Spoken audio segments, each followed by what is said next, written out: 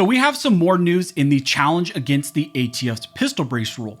As you may remember, the Trump DOJ recently agreed to drop their Fifth Circuit appeal in the mock lawsuit, but the Trump DOJ and the ATF may still be trying to enforce their interpretation that all brace pistols are actually SBRs under the statutory text. So let's talk about what is happening in this critical case that is trying to prevent that from happening. Now, before we jump into this video, if you guys want to support the channel, one of the best ways to do that is simply to subscribe.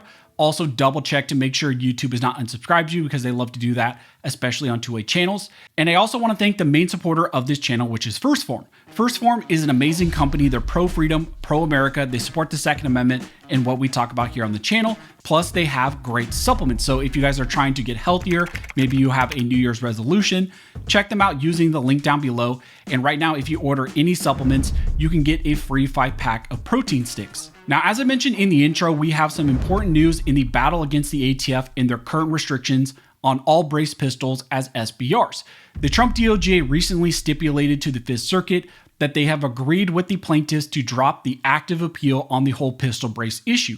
The prior nationwide vacatur of the pistol brace rule was appealed to the Fifth Circuit by the then Biden administration, and that administration essentially sought to reverse the nationwide block that was in place. However, once the administration changed over and the Trump DOJ got control of this case, they decided to settle and dissolve that appeal in the Fifth Circuit. And now that decision by the DOJ to drop the mock lawsuit is impacting even more pistol brace cases. As a result of that, there have been other pistol brace lawsuits that have also been dropped as moot. But there is a third case which was filed by GOA and the state of Texas along with Ken Paxton, and they're asking currently for the court to not moot their lawsuit, but instead allow it to move forward. This is important because if granted, it would prevent any future administration or even the current ATF from going after pistol braces and brace pistols as SBRs. And in this case, the court just issued an order allowing briefing to continue on this issue to gather further information on whether this pistol brace issue should actually be found moot or if a permanent injunction needs to be granted in favor of the plaintiffs. Now, you may recall that the pistol brace rule was put in place by the Biden ATF and originally was started by the administration targeting brace pistols and trying to treat them as SBRs for the purpose of the NFA. Now, multiple lawsuits were filed against that rule, and eventually a lower court judge, Judge Reed O'Connor, issued a final merits ruling in the mock lawsuit, and he struck down the rule completely nationwide. But the Biden ATF appealed that to the Fifth Circuit, but while it was pending in front of the Fifth Circuit, Trump won the presidency, the DOJ turned over, the administration turned over, and the Trump DOJ decided to pull that appeal and concede that the mock case is now moot. So in the mock challenge, the ATF agreed that Judge O'Connor's prior nationwide vacatur of the pistol brace rule will now go into full effect, and the ATF conceded that the pistol brace rule is now vacated. That was the first domino that kind of fell in all these pistol brace cases, and generally that is really good because as of right now, the pistol brace rule is blocked. Brace pistols are not treated as SBRs. We no longer have to worry about that brace rule, but there are some broader implications about, maybe the ATF being able to do the same thing purely based on the statutory text, or a future administration going back in and trying to put in place a new rule. And that is why I was raising some concerns in some of the prior videos and talking about some of these other cases that have now been found moot, that there are some long game implications to these decisions to agree to drop the cases. By agreeing with the Trump DOJ to drop the cases, you get that immediate win and you end the enforcement of the brace rule right here and now, but you also lose the opportunity to get a larger, more impactful final merits win in maybe something like the Court of Appeals. Remember that the mock case was only ruled on by the district court, and if another anti-gun administration comes into office and they decide to take another crack at a pistol brace rule, the only precedent you actually have is a district court ruling in that mock case. And that ruling by Judge O'Connor was only based on some APA procedural issues, which could actually be remedied by a future anti-gun administration. It also does not prevent the current or future ATF from saying that they can regulate brace pistols based purely on the statutory text. That is where we currently have a big issue. There have been multiple situations where the ATF tried to enforce their interpretation even after the brace rule was struck down nationwide, and even after the Trump administration admitted that the rule is no longer enforceable, but they still tried to do it purely based on the statutory text. And that is now being brought up by GOA in the state of Texas in their challenge against the ATF's pistol brace rule.